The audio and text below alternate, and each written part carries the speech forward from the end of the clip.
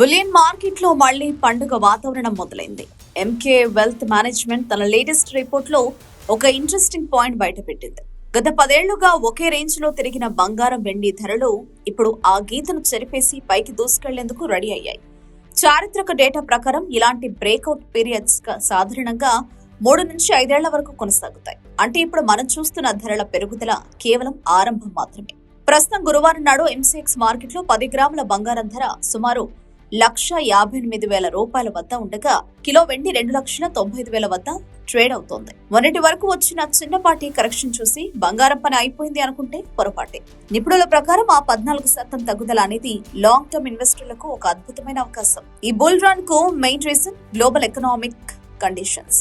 America federal reserve వడ్డీ రేట్లను తగ్గించడం, డాలర్తో పోలిస్తే రూపాయి విలువ పడిపోవడం వంటివి మన దేశంలో బంగారం ధరలను ఆకాశానికి చేర్చుతున్నాయి. గత ఏడాదితో పోలిస్తే బంగారం 70%, వెండి ఏకంగా 170% లాభాలను ఇచ్చి అందరినీ ఆశ్చర్యపరిచాయి.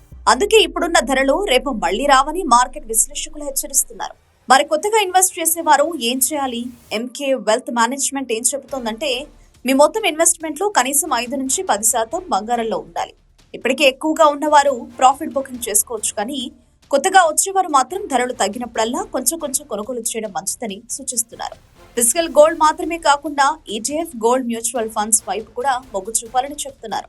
మొత్తానికి పసిడి ప్రియులకు వచ్చే 5 ఏళ్లు ఒక గోల్డెన్ పీరియడ్ కాబోతోంది.